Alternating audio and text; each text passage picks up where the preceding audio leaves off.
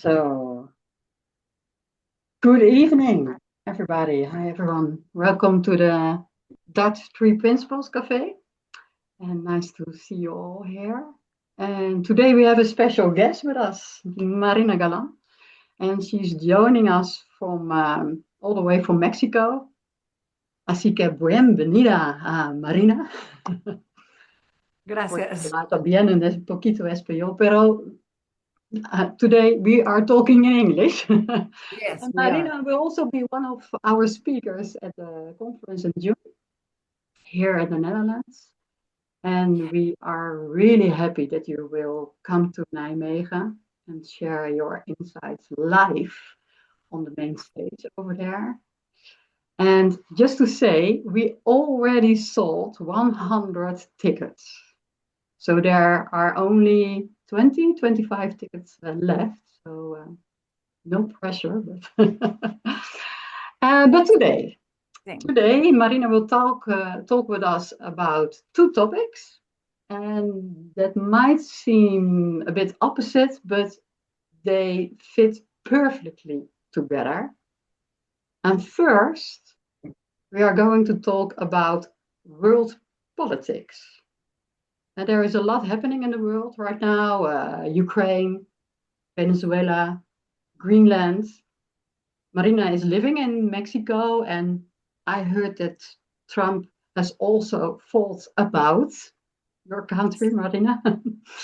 And also, because you did a program for people in Ukraine, we thought it would be very interesting to hear how you look at this, how you look at the world politics. And second, the feeling. Sydney Banks talked a lot about the feeling, the good feeling. And what do you think he really meant by that? And how is it helpful when we talk about world politics? So, Marina, thank you. Thank you very much that you are here, that you taking the time to share your insights with us. And we are really happy. So thank you. And the floor is yours. Thank you. Thank you very much for inviting me and for having me with you. It's an honor. And I've met a couple of you, but I am seeing so many new faces. This is very exciting. Very, very inspiring for me. So it's already been a gift. I already feel blessed. Thank you. Thank you so, so much. So world politics. Ouch. How are you feeling about world politics? I would like to hear maybe 2 or 3 opinions. How is this looking to you? Would anyone like to share their feelings and their vision about how things are going? How it looks I can like? be very short about it. Loes, please. Because I don't follow the news. Okay. And sometimes my son tells something about it, but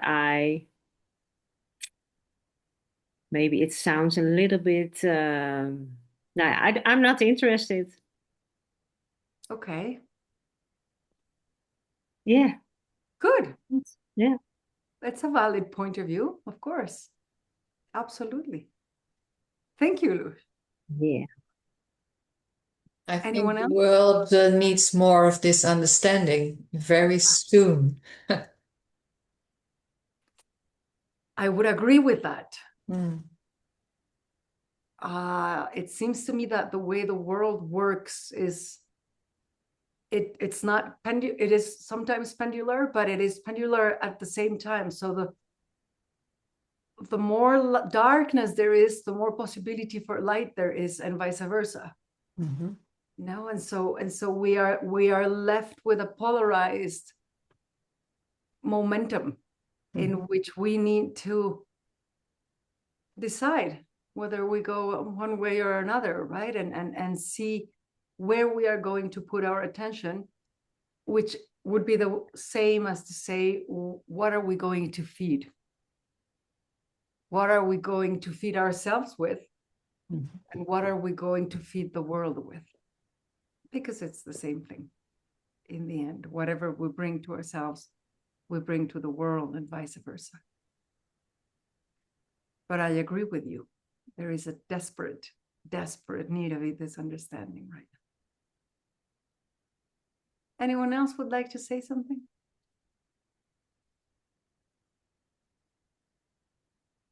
I would like to say something, Marina, because the first thing that pops up in my mind is in my mind, a lot of people are lost, are really lost. And a few days ago, I said to someone, and it sounds a little bit crazy, but oh, how I would love to have a one-on-one conversation with Putin or yeah, just to because there must be some love, you know, and also with I forget his name a lot of times. She just mentioned him. Mr. Trump? Trump, yes. Yes. I It's don't, amazing that you can forget his name. but every time I do, it's crazy. Well, that's what pops up in my mind. Yeah. Yeah. You sound like me when I told a group of people that I was working with a few years ago, I would love to work with the lords of the cartels, of the drug cartels. You know, they were like, "Are you out of your mind?" You know, I was like, "No." I think it would be really interesting to find out, you know, what there is behind that, and show them how they are making it up. Point to them how we are all just playing out the part of the character in the story that we have created for ourselves, and how that story and that character can change at any given moment if you just change the way you are thinking about yourself, or see yourself, or believe yourself to be.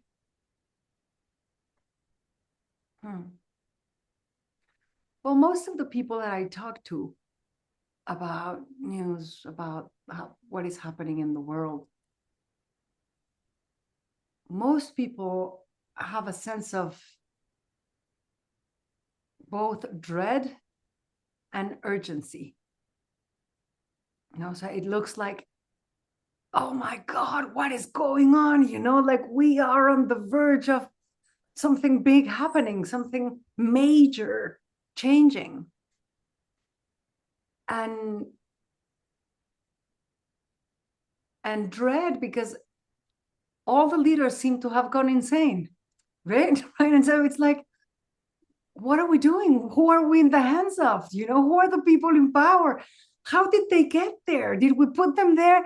This is crazy, right? And so there's a sense of, in general, there's a sense of hopelessness, except in the Three Principles community. And that says a lot about this understanding. Because the people that I talk to in the Three Principles community, they see it, but they don't get caught up in it. So they see that this is the natural result of the story that we have been telling ourselves about the world, that the leaders have been telling themselves about the world, that the world has been telling itself about itself for the last 40 years and or whatever. And they know that the story is made of thought, and that it can dissolve at any moment. The right insight comes. If the right interaction happens, if the right word is put there, if the right seed is placed in fertile ground. And so even though it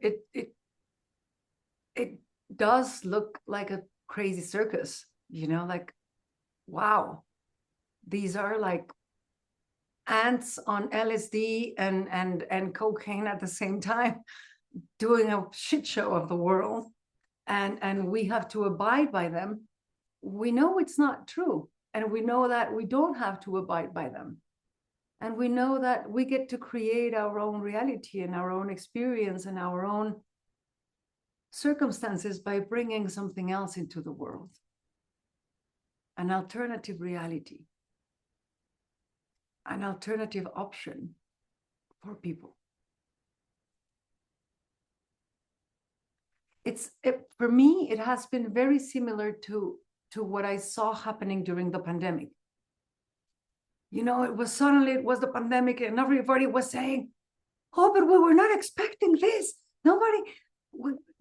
Everybody was feeling like there was a loss of control. You know, it was like, well, of course we were not expecting it. Your idea of control was just an illusion of control, you know, and life is the perfect teacher that will suddenly tell you, you know, this play that you have been playing the character of, and guess what? Plot twist. And now somebody has been killed, or, you know, the whole thing changes, and the rug is pulled from under your feet, and you have to be resourceful and creative and come up with new solutions, new ideas to surf the waves that are coming your way. And I remember at the beginning of the pandemic and throughout the pandemic, the difference, again, between the people that I spoke to that had this understanding of the three principles and the ones that didn't, and how the ones that didn't were easier prey for depression, easier prey for desperation, for hopelessness, for anxiety. And how the people that were versed in the principles were like, well, okay, this is happening, we just adapt. And we know we can. And we know that if we stay in a good feeling, if we stay in a good state of mind, we will find ways to be resourceful. We will find ways to surf this, to navigate this, to get through it without as much as a scar.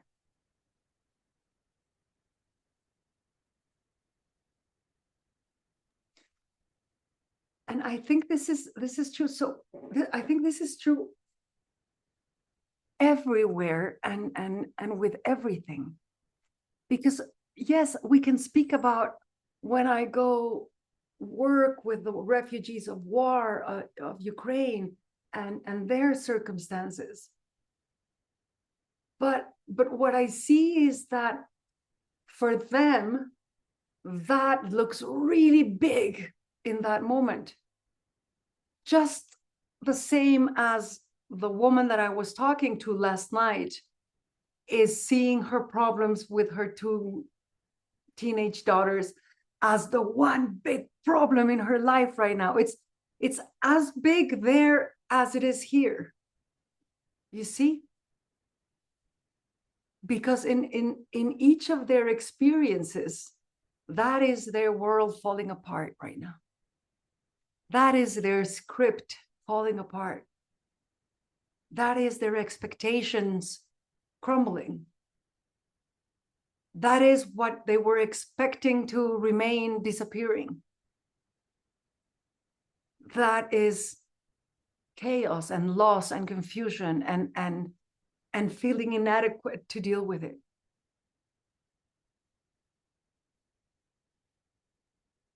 And in order to be able to work with war refugees or middle-aged women that are having crisis with their teenage daughters, you have to put yourself where they are at. And you have to understand what they are going through. You cannot belittle their experience.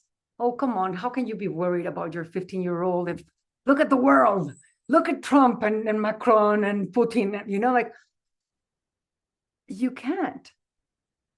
Because in their experience, in their world, what is happening is exactly the same. You know, it's like when you are dealing with a 4-year-old that is licking on an ice cream and then suddenly the ice cream falls. And they begin to cry and bawl, and it's a tragedy for them because the ice cream fell.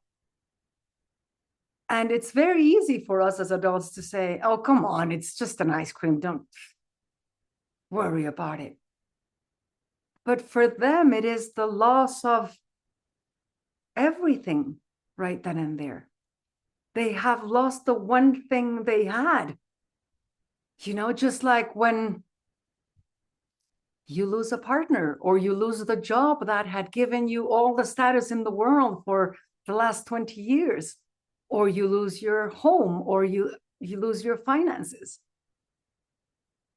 The experience that the child is having is monumental. And so we cannot say, oh, there's a little loss and there is a big loss. No, there's just the experience of loss as a human experience.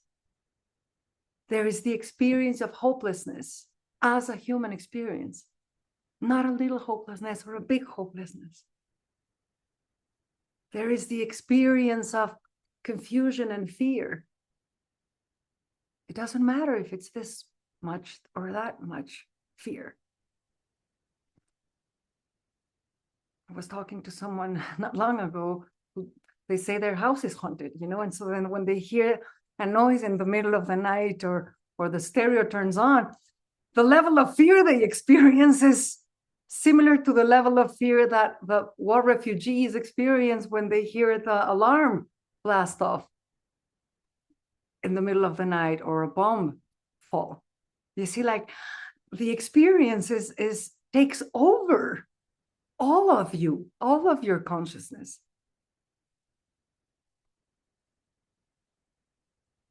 And so I understand Lush when she says, I don't follow the news, I'm not interested.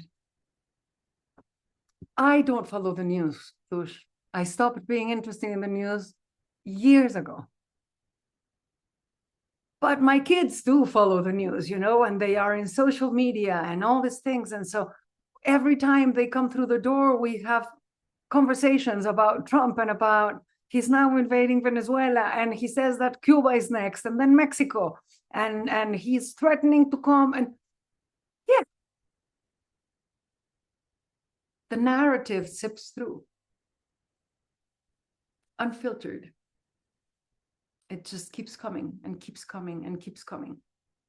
But there is this possibility that comes when you understand the principles, that is, oh, that is the narrative that is coming through.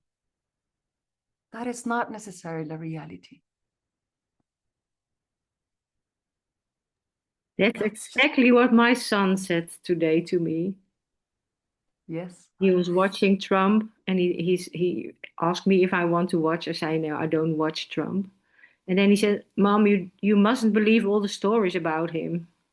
It's just a story. It's just the narrative. Yeah. And when you begin to see it as a narrative, it becomes really interesting. You know, and so looking at Trump becomes really interesting. It's like, look at this guy, the story that he's telling himself. Now, the story that he's telling himself about himself and his self-importance and his grandeur and the need of the world of him, and the story that he's telling himself about the United States, and the story that he's telling himself about how everybody should be responding. It's really interesting because it's such an interesting narrative, right? It's like, wow, that looks like, I don't know, my ex-husband talking about our relationship. Right? It's exactly the same thing. And so it becomes interesting from that perspective. Oh, wow, this is what we do. This is what we human beings do. We tell ourselves stories about ourselves, about others, about how things should be and how they aren't, and what we should do about it, and how we should think about them, and how others should think about them, and about how we should deal with others thinking about them the way that we want to or not. And it's just a narrative, right? It's just a story.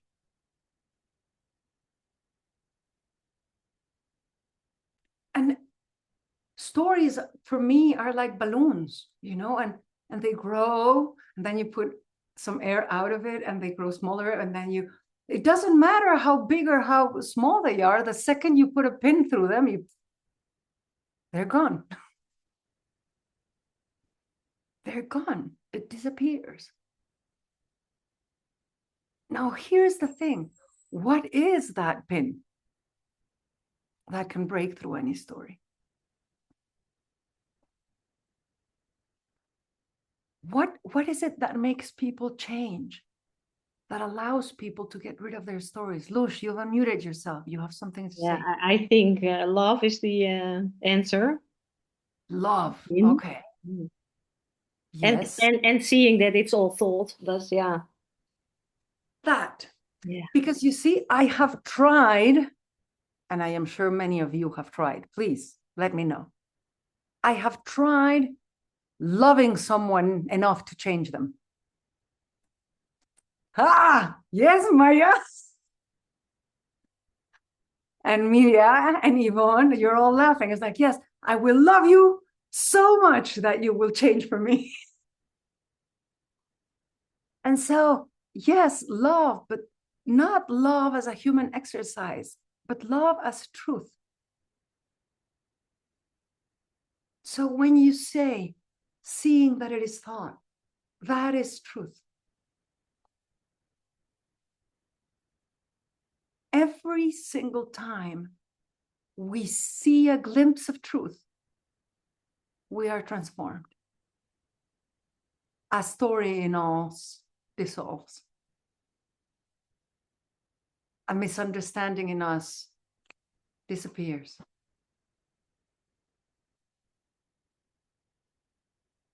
So truth. And one level of truth is precisely that. Oh, we go from the content of the story to the fact of the story. This is the story they are telling themselves, but it's just a story, and this is how stories work. This is how stories operate in human beings. This is what stories do in human beings. They reinforce identities, and they reinforce beliefs, and so you go from the content to the fact. Just like you can go from the content of consciousness to the fact of consciousness, right? If I am looking at dog shit, I don't curse my eyes because I am looking at dog shit. I love the fact that I can see, right? I just don't need to look at dog shit all the time. I can look at beautiful flowers, or even my dogs, or the sun, or the clouds, so it's not a problem with my eyesight. It's a problem with the content. So the content of consciousness and the fact of consciousness are two different things. The content of thought and the fact of thought are two different things. The content of mind and the fact of mind are two different things. And the human dilemma, ta-da, is that we need to live in both worlds. We need to live in the fact and the content at the same time. And we need to navigate that world, because we cannot go out into the world and say, hello, I am nobody.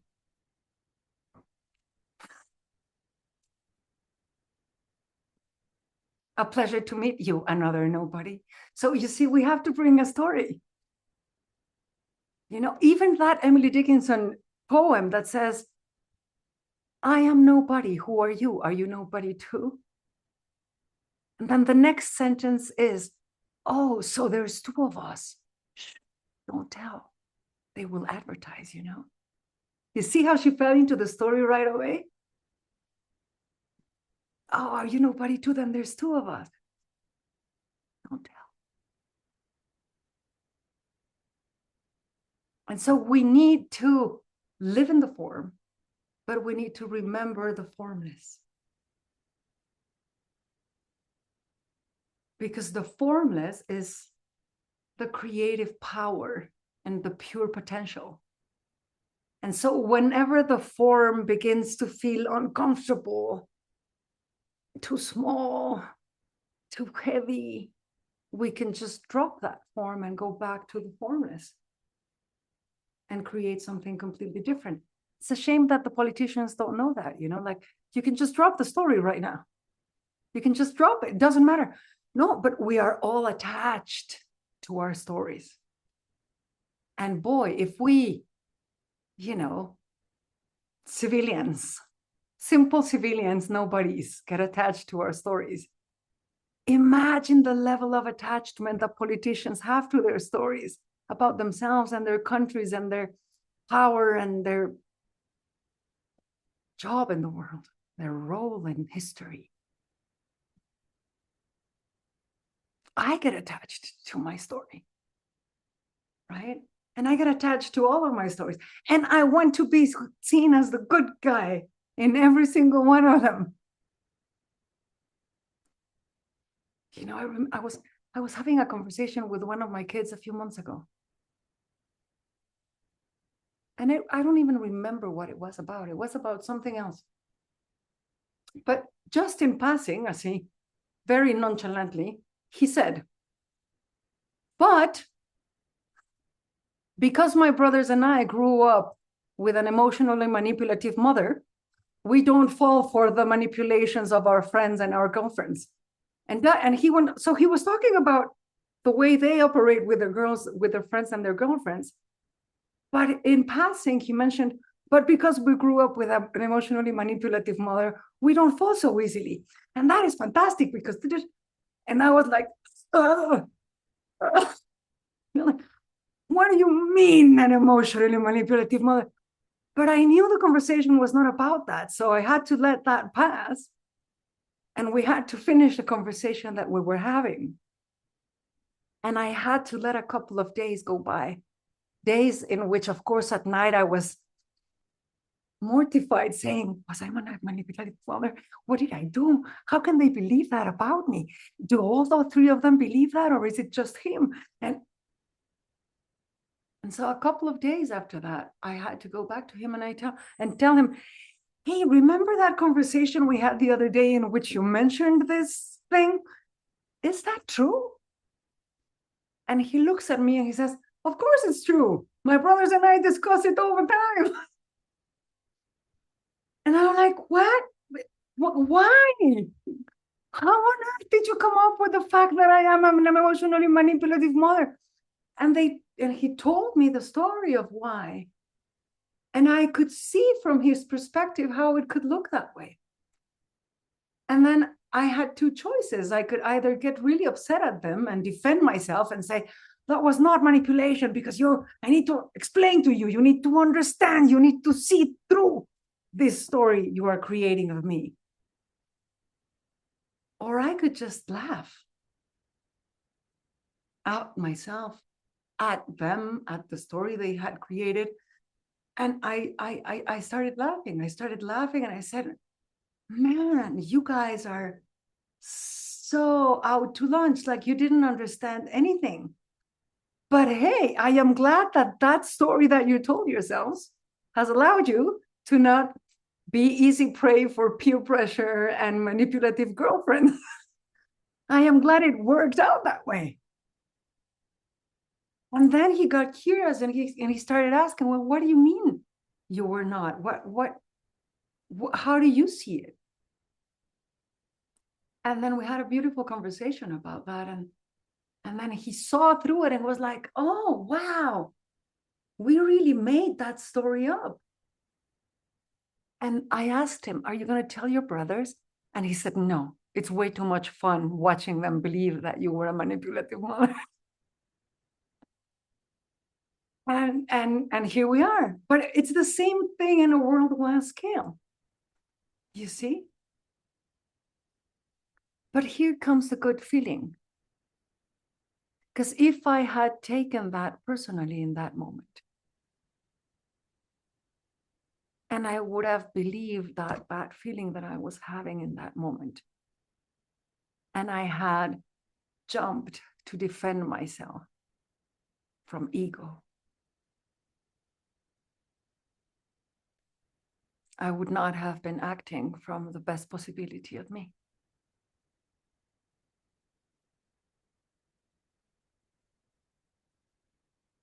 I would have been feeding myself and the world and my kids a terrible feeling. That would have become, I am going to defend myself, and then he would have defended himself, and we would both defend our points of view, and then it would be his made up versus my made up instead of dissolving.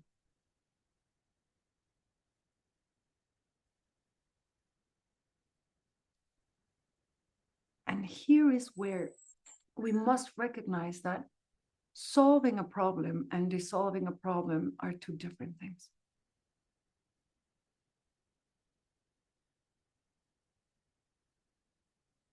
We are very conditioned to believe that we are really good at solving problems with our thinking,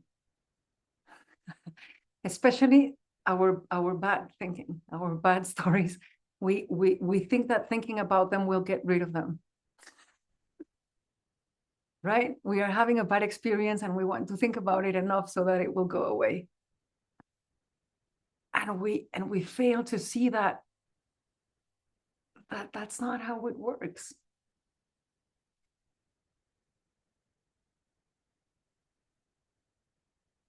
You cannot think yourself out of a bad experience.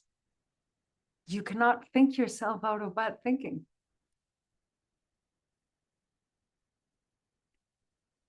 You have only, your only option is giving it up.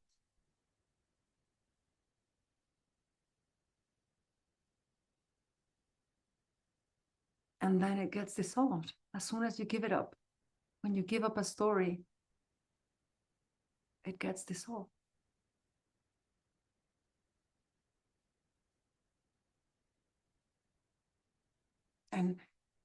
And you know it gets dissolved because your feeling changes.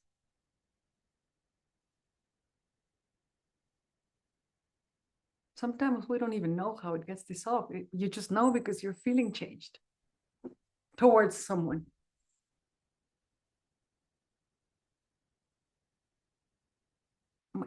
My mother died a year and a half ago, almost 2 years ago. And I haven't had a good feeling about her since she died, since before. But, you know, I kind of was expecting, well, once she's dead, I will feel okay. And it didn't happen. I was still resentful, and I was still angry, and I was still, you know, all these feelings. And it was puzzling to me, you know, like, she's not here anymore. Who am I mad at? Who am I resentful at if she doesn't exist anymore? Right? And so I knew there was a story. And I had no clue of how to get rid of it and how to give it up. But I knew enough not to try to think my way out of the story. Right? And I knew that if I allowed the story to be in the back there, and I just kept myself in a good feeling throughout my life, at some point, maybe I would see something. Right?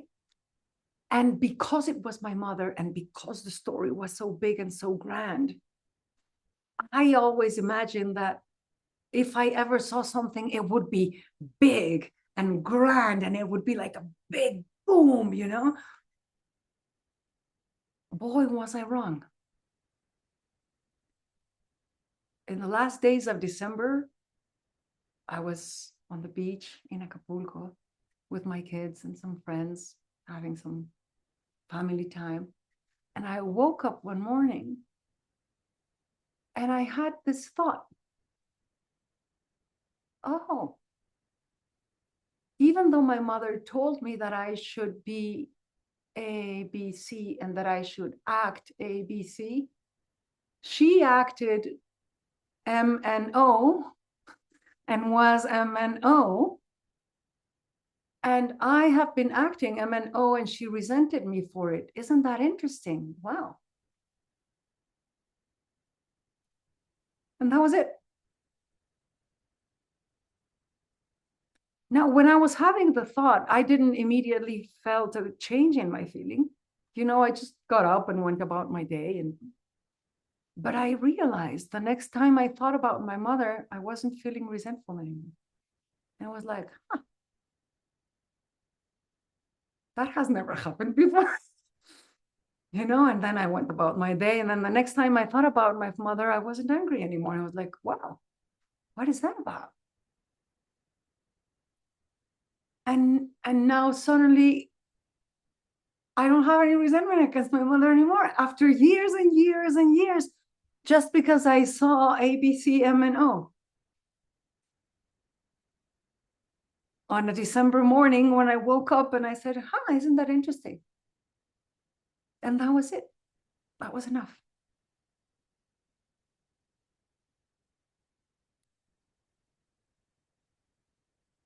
But you see, if I had kept the story with me, I would not have been taking care of my feeling. So in a way, allowing the story to exist in the back, I was taking care of me. I was taking care of my feeling. I was taking care of my state of mind. And yes, Sid talks about the importance of the feeling. Why? Because the feeling is the only proof we have that we are in a good state of mind, in a good state of consciousness.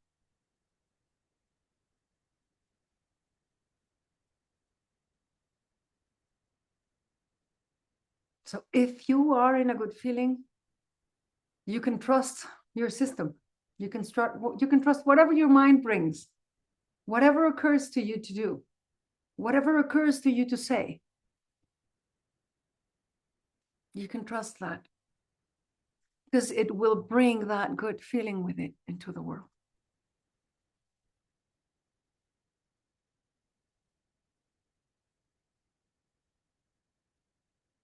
It is the origin of your action. It is the origin of what you're bringing into form.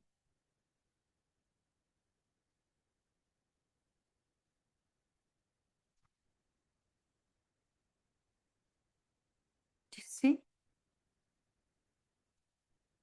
So that is how important a good feeling is, because it is the come from of everything we will ever say or do or bring into the world with us, for others.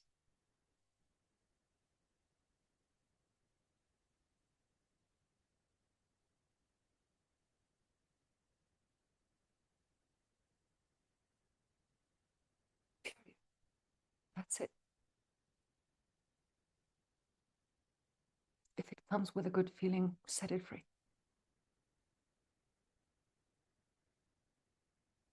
And that makes our job really, really easy, because then all we have to take care of is being in a good feeling, right? Your only job is to be happy,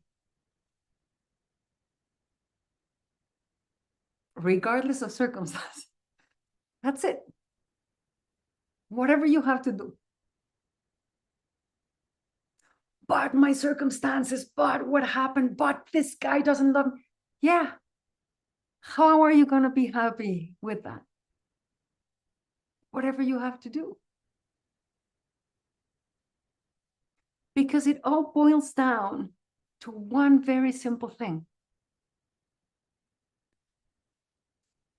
Happiness is our natural state, well-being, peace, wisdom, love. That's our natural state. But our power of thought is so grand that it can make that be dependent on anything we choose. Anything.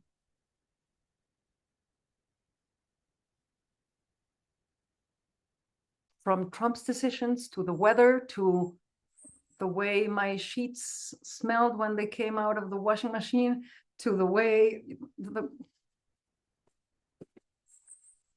my child said hello to me in the morning. I can make my well-being and my happiness and my love and my wisdom be dependent on that. Or not.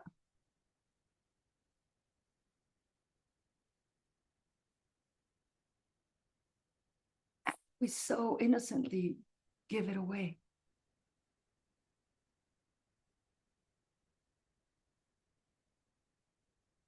In the last few months, I have had to speak about forgiveness a lot because of things that happen.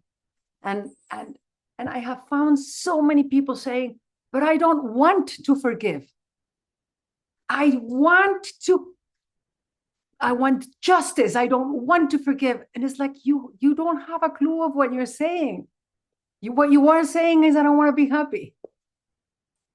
What you are saying is, I don't want to be free. What you are saying is, I don't want to be me. What you are saying is, I want to chain myself to this event forever.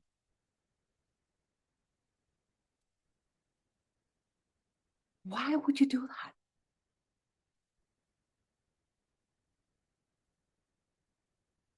To yourself. Because you're not even doing it to someone else. You're just doing it to yourself. Why would you? But that is one extreme, but it's as absurd and ridiculous as, oh, I don't like the weather, or oh, I don't like the way my son said hello to me in the morning, or I don't, whatever, anything. I didn't get my way, like Mr. Trump. I didn't get the Nobel Prize, so now World War III. Okay. We are free to do that too. So how are we going to respond to that? With what feeling are we going to respond to that?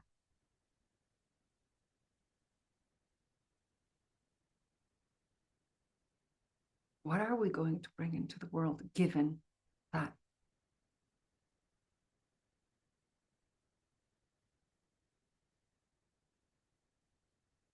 And that is up to each of you.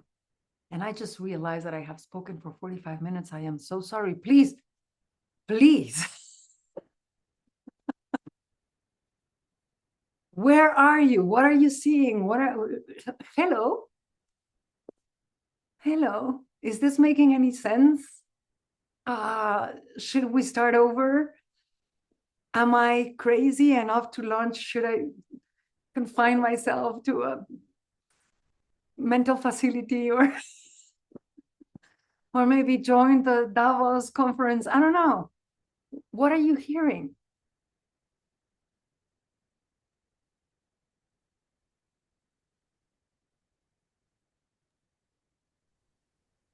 For my part, you can just talk another 45 minutes. I didn't notice it was 45 minutes already. I didn't either. I'm sorry. No, it was nice. It was really, really enlightening for me. Okay. And it shows every time there are no differences in what we have to sort of accept in form. There's no difference between in the outside world as how we have to relate. How we have to respond to it. That's not the same as how we feel about. I don't know. I understand what you say. I'm not translating I it. understand what you're saying too. So you know what is interesting about what you're saying? What is really interesting about what you're saying is that in the form, Mr. Donald Trump and Mr. Putin and Mr. Macron can have a lot more influence than you or me. But in the formless, they can't No. have more influence than us. Right. And so in the formless, a group of people like ourselves being radically responsible of the feeling they are bringing into the world is a counterweight to whatever these schmucks are doing. And because the formless informs the form, the work we do in the formless is much more important.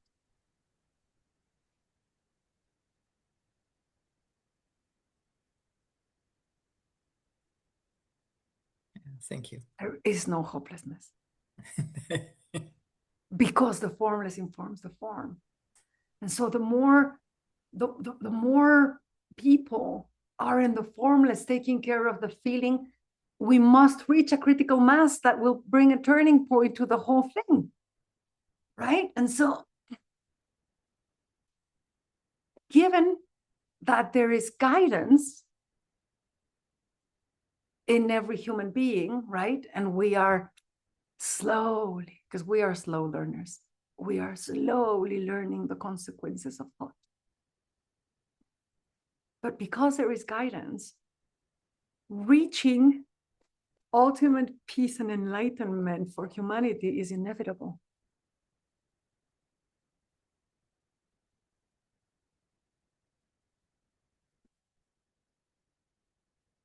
We might be slow learners, but we do learn. And when we understand that what we are experiencing is the consequence of thought, then we begin taking care of our thoughts. And then we begin taking care of the formless.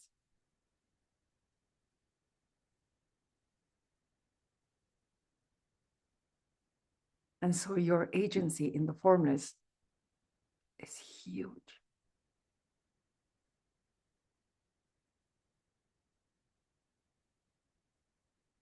All of you.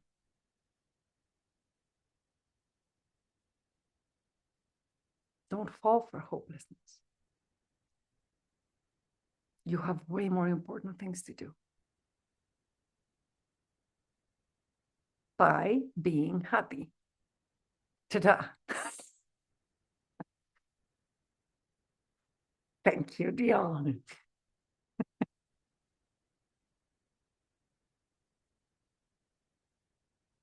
Who else would like to share? Yeah, Marina. Hi, Michael. Hey, Michael. I was Hello. going to say Saar, but I guess Saar is her. Hey. She's sick. Michael, Next how to are me. you? Yeah, I'm fine, thank you. And I'm happy and intrigued by the things that you share with us. So thank you for that. And I'm also so here's some puzzlement as well. Good. We love puzzlement. Yeah. So I tend to take back as many steps as possible, so to say. So if I hear you say that the only task you have is to be happy, Yes. to me that sounds as already too much information, because I am not the one who can decide to be happy or not to be happy, but just to be with the feeling that presents itself through me. Yes. So I'm curious to know what's your view on that, on taking this one step further back. Yes. Well, here's the thing, Michael. You cannot not be happy. You can cover your happiness with other feelings and emotions with your thinking. But you cannot not be happy because that's your nature. Right. And by happy, I don't mean Right. You know, I mean, so you cannot not be, because that's your nature. Yeah. But you can lose sight of it. The problem is that when we lose sight of it, we innocently reduce our access to our natural resources. Mental, emotional, psychological, spiritual resources. So when we are aware of it, then we have access to everything. Every resource is available for you. But when you lose sight of it, you are innocently reducing your possibilities. And by reducing your possibilities, what you will bring into the world will come tainted with your personal thinking, which is smaller than that. It has less possibility than that. It has judgment, and it has preference, and it has, you know. And so I will take my words back as you take your steps back. And I will not say your only job is to be happy. I will say your only job is to not make yourself unhappy. You see, don't. Yeah, and there's even happiness in not being happy. Yes. Because There's the that's the possibility truth of that we being come okay. from. Of And course. that's where you're pointing to. Yes. So this puzzlement dissolves right now, because this little context that comes up in our conversation. So that's wonderful, beautiful. You see, Michael, Yeah, consciousness doesn't run away from anything. that's it. Yeah, exactly. Yeah, It can hold whatever shows up in it. yeah. Anger, welcome. Sadness, welcome. Mm. But I can be okay with that. That's it. That's Yes. exactly it. Yes. Yeah, And so I am the space in which this arises. yeah. It is just that I am responsible enough to not bring that into the world, but to bring this into the world and bypass the personal thinking by going beyond my precious system of thought, Yeah, as Sid used to say. yeah. Does that make sense? Absolutely. Thank you. Thank you. You know why I love puzzlement? Because it means we are about to see something new. Exactly. Yeah. So thank you very much. Yeah. Yes, thank you. Thank you for bringing that question. I love it when people say, no, I'm confused, I'm lost. I'm like, yes, we are right there. Beautiful. Thank you. And thank you, Sahar, for holding that space for him as well.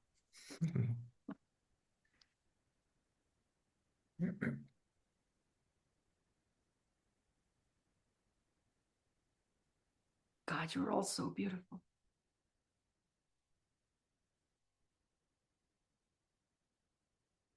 I feel like I am falling in love.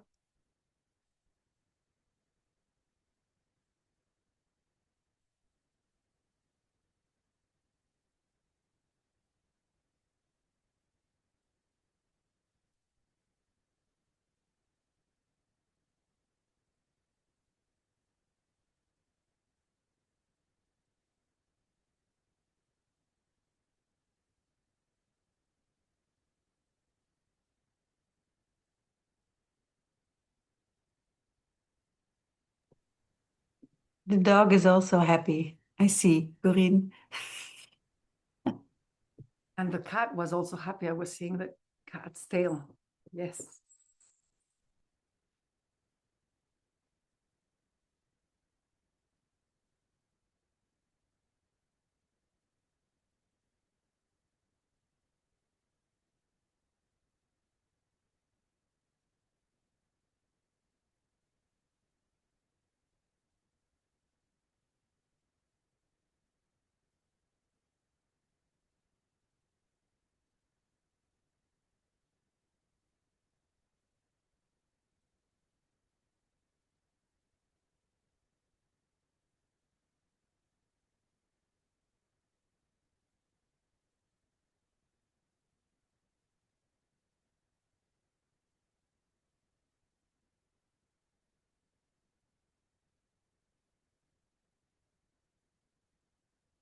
You have to love that there is always possibility.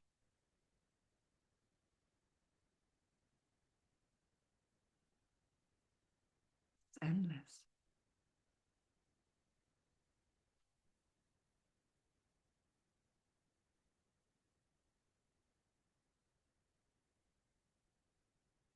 I know that our tiny little human minds cannot comprehend endless,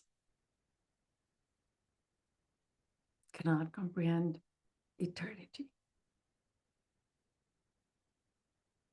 I remember this one day thinking about eternity. I could see eternity going forward forever, but I couldn't see eternity looking backwards. Like there had to be a start. There had to be a starting point. Like, what do you mean there is no start?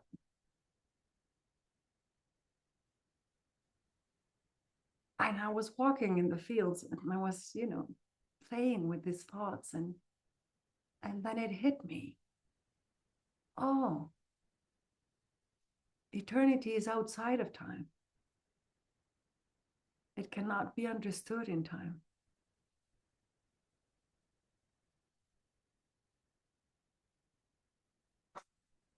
And then it hit me.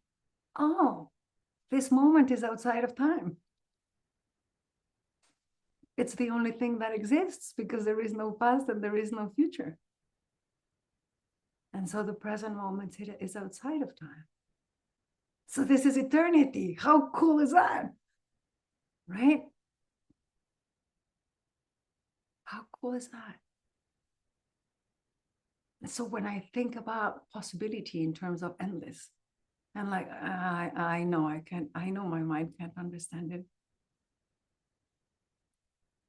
And I love the fact that my mind can't understand it. And that I get to experience trust in it without understanding it.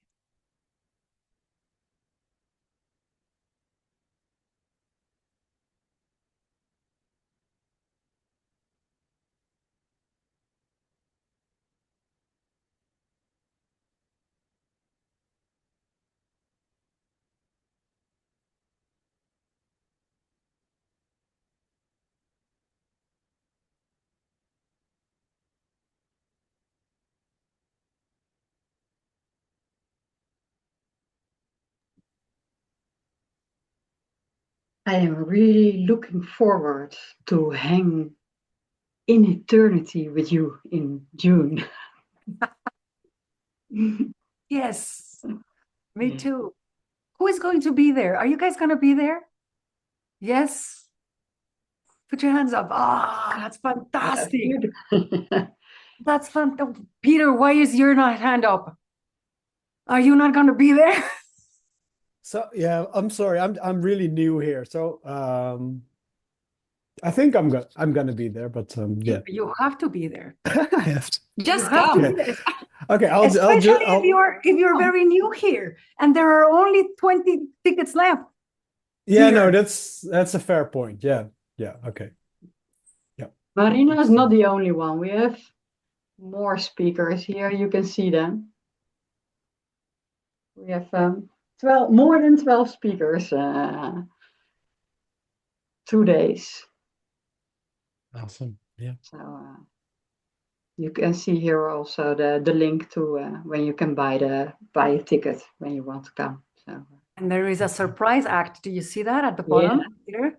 That's what I am looking for. Good. Yeah. Thank Do you recognize the picture or not? No, I don't. I just see surprise act and it looks like a beautiful woman in the back there. And she is beautiful. beautiful. I like surprises. I like surprises. I like mystery. And your friend Michael Imas will be and my joining friend us. Michael Imas and my boss Natasha, and it's gonna be fantastic. I can't wait. I literally can't wait to be there with you guys. Really. But thank you very much for tonight for this conversation. I really enjoyed you are so enthusiastic. So I really love that. Thank you very much. And Trump is for me an ice cream story. Exactly. Exactly. Like He's gonna melt ice cream. really soon. He's already kind of melting, no? You can see it around his ankles. I hope the sun shines very hot. Yes. But you see, Maria, that's your job. Yeah. I understand. Yes. The critical mass. Yes. But the critical mass is unstoppable now. Did you guys hear about this Norwegian physicist that just published a paper? No. Can I tell you really quickly about it? So this Norwegian physicist, this is going to blow your minds. This Norwegian physicist just published a scientific paper in which she tries to explain what happened before the Big Bang, right? And in order to explain what was there before the Big Bang, she uses Sydney Banks, mind, consciousness, and thought. It's an amazing paper. Of course, it's very scientific and I understand 3% of what it says, but the 3% that I understand is amazing, right? And so the 3PGC contacted her and we were like, who are you? Where did you learn from? Who did you learn from? You know, like what is going on here? No, you're publishing this about the Big Bang and you're basing it on Sydney Banks. And she responded to the 3PGC. This was a beautiful, beautiful blow to our ego. She responded, thank you very much for getting in touch with me. But I have over 3,000 emails of the scientific community asking me for interviews and sessions regarding my paper. So I will get back to you when I have time. But you see, so the fact that a Norwegian physicist is talking about the Big Bang using Sydney Banks to explain it, you know, there was consciousness and then there was thought and then there was the creative bridge that brought things into form. And the fact that she has 3,000 people from the scientific community wanting to talk to her about this. You see how the critical mass is right around the corner, Maria, you see? We're there. Yeah, what pops up now here is we are this. That's what Sydney is always, because we are. We all know this. We all do, because this is what we already are. But that, you see? Already. How do you pronounce your name? Brechtje? Oh, it's difficult. Brechtje. Brechtje. Maybe you can actually. Yeah. Brechtje. Yes. Brechtje. Here we go. This is what we are. Yeah. But it makes a difference whether we know it or not. Yeah, definitely. Definitely. And because when we are aware, yeah. Because we know it, we have the responsibility to let other people know that this is what they are. And so it's like pulling veils so that the sunshine can come through. You see? No, honey, sweetheart, you are not a politician that is insecure and that needs to hide anything. And that's not the truth of you. The truth of you is the sunshine. Yes. And I don't really care if you don't understand. And I don't really care if you mind. And this is the truth. This is who and what you are and who and what we are. And it's freaking good news, right? So it's like, I am bringing you good news. And that is how we turn up the sunshine.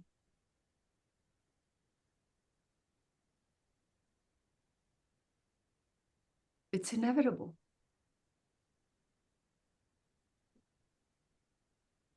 And so remember we were talking about the pendulum, Maria, at the beginning? Yes, it's getting really dark, but that's because it's getting really bright. And we are going to find the bag being instead of the Big Bang. That bang, we're going to find it on the other side, and it's going to be fantastic. Very hopeful. Yes, it is. Yes, it is. So thank you for being the sunshine and for being here and for remembering that we are the sunshine. And thank you for being part of the people that remind others that we are the sunshine. And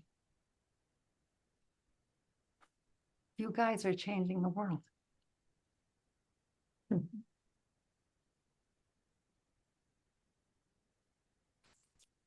Thank you. And let's hang out in eternity for a little while, Peter.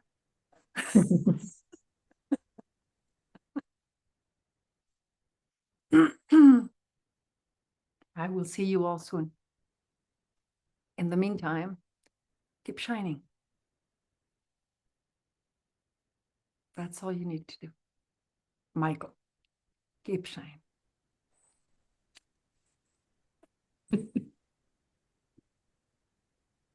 Love you all. Natasha, thank you. Thank you for this space. I really appreciate it. Thanks to you. Thanks, Marina. Thank you. Thank you you. very much. Bye. Thank you. Really, I'll see you soon. Bye-bye. Bye-bye. Bye.